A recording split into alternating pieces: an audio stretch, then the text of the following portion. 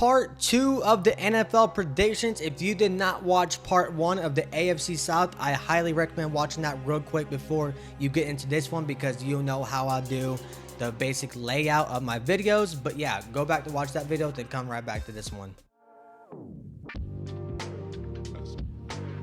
Yesterday we talked about the AFC South. Today we're talking about the NFC South, and I think this division, besides the last place team, I think can be a dogfight for 1 through 3.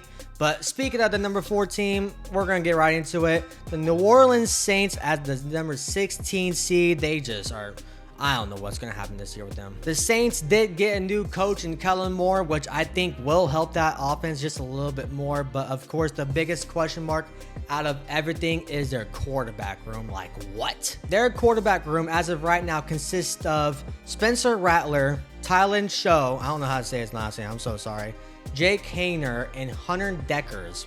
Those are their quarterbacks this year. Of course, we know that Derek Carr retired in the offseason, but this quarterback room, we are going to look at their main acquisitions real quick. We got Cam Akers, Brandon Cooks, Julian Blackman, and Justin Reed. But their main losses this year is Derek Carr, Marquez Valdez-Scantling, Paulson Adebo, Ryan Ramczyk, and Tyrann Mathieu. Those last 2 players ended up retiring not too long ago. But this Saints team, they're like one of the oldest teams in the NFL this year. They're negative 50 or 60 million in the cap space next year. Their quarterback room is a complete disaster. Alvin Kamara, one of their better offensive players, is older. Now they do have Chris Olave, which is a nice weapon there, but their draft was okay. They had a questionable first round pick with Calvin Banks, an offensive lineman, for the 4th straight year.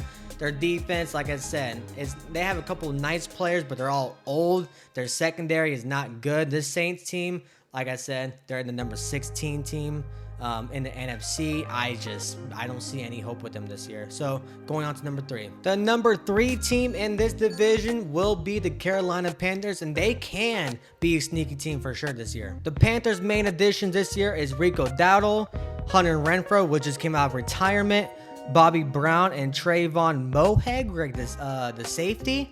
Their main departures is Miles Sanders, Jadeveon Clowney, Shaq Thompson, and Jordan Fuller. But this offense, I think, can be very good next year if everything is right with Bryce Young. Now, this Carolina Panthers offensive line might be just a little bit scary. Well, scary as in not good. That's what I meant to say.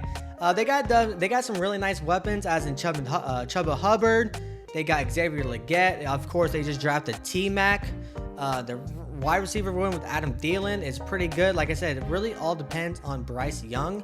Is he going to be the last, several weeks of the season where he actually did very good? Or is it going to be like the rookie year where he was like one of the worst rookies in NFL history?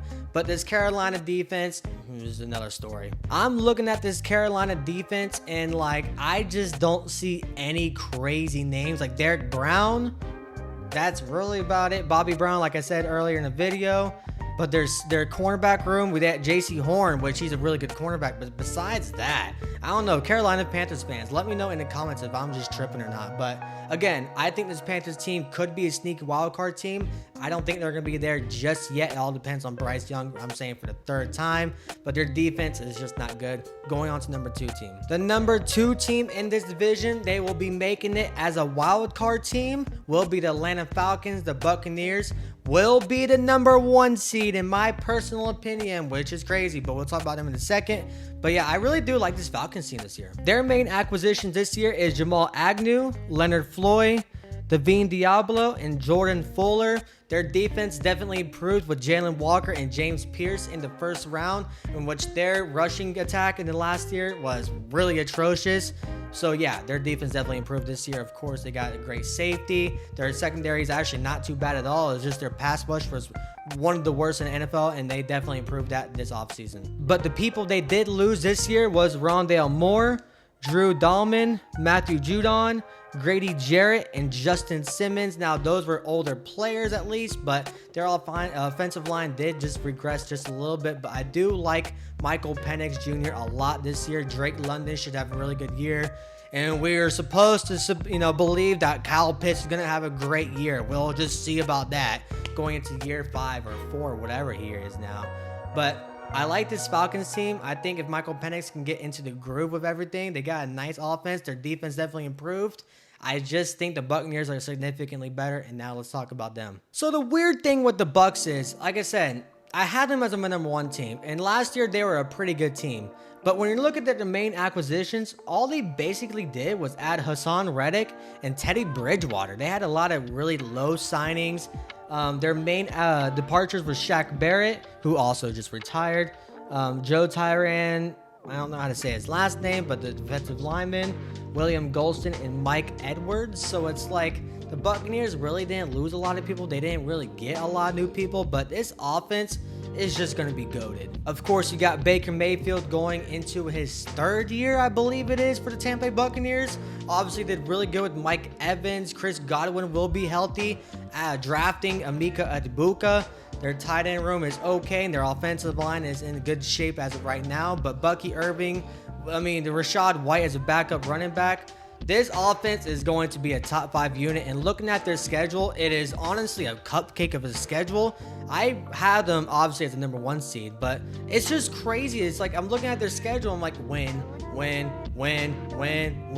Again, I could be wrong, and let me know in the comments if you think I'm crazy or not, but this Tampa Bay Buccaneers team, I would be shocked if they don't make the playoffs. I'm actually putting a wager on them for sure for them to make the playoffs, but their defense, they got some good pieces over there. They signed Levante David back. They're a little bit older, but like I said, this offense is just going to be just like the Bengals, a top 5 unit. Their defense is a little concerning there.